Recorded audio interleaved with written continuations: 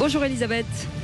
Bonjour Cécile, bonjour Patrick, bonjour Alors, à tous. Elisabeth, on va s'intéresser aux journalistes et aux engagements politiques parce qu'on en parle avec ce journaliste, Philippe Ballard, que l'on recevra d'ailleurs demain chez Valérie Expert à 10h demain matin. Il quitte le journalisme, en l'occurrence sa chaîne LCI, pour le Rassemblement national. Oui, bien, et moi ce qui m'a frappé au tout début, c'est qu'il a un peu employé les mêmes arguments que les généraux. Il parle du déclin de son pays, de l'immigration incontrôlée, de l'insécurité, du communautarisme et de la mondialisation. Je ne veux pas, écrit-il, laisser à mes enfants et petits-enfants ce pays archipélisé où des pompiers se font caillasser, où l'économie est à genoux. Bien sûr, la comparaison s'arrête là. Et d'ailleurs, le clergé médiatique ne l'a pas traité de factieux ou de putschiste et ne pourra pas l'excommunier puisqu'il a décidé de quitter les médias. Il y a eu quelques offuscations du côté de Télérama, Samuel Gontier, qui voit là-dedans la preuve que tous ces gens de LCI, c'est rien que des fachos. Ça, c'est moi qui traduis personnellement.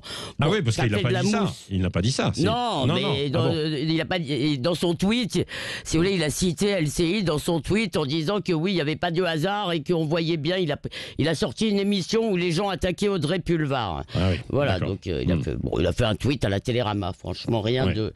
Ça fait un peu de mousse, disons, ça fait de la mousse parce que les journalistes adorent parler des journalistes, mais en fait, moi ce qui me frappe, c'est que ça ne fait pas vraiment scandale, et je dirais que c'est la première leçon de cet épisode, c'est ça montre la banalisation du Rassemblement national, parce qu'il y a quelques années, Patrick, ça aurait été une bombe, le traître aurait été mis au banc par ses amis, on aurait été interrogé sa concierge pour savoir s'il était normal, et aujourd'hui, on peut s'afficher au Rassemblement national et rester fréquentable. Alors il serait tout de même temps que les antifascistes d'opérette trouvent autre chose que vous faites le jeu du Rassemblement national pour disqualifier leurs adversaires. Oui. Alors peut-on être, Elisabeth, journaliste et militant, voire élu ? Bon, militant actif, si vous voulez, c'est tout de même un peu compliqué, à moins que vous soyez dans un média d'opinion. Si le patron de l'humanité se présentait à des élections, ça ne nous choquerait pas plus que ça. Mais bon, la véritable question, c'est peut-on être journaliste et avoir des opinions politiques, et ça nous renvoie à la fiction du journaliste neutre, parce qu'en fait, le problème, enfin de mon point de vue, ce n'est pas d'avoir des opinions, c'est de considérer que ces opinions sont la vérité. Par exemple, quand on parle de la manif pour tous à France Inter, on va en parler d'emblée comme un phénomène vraiment tout à fait déplorable.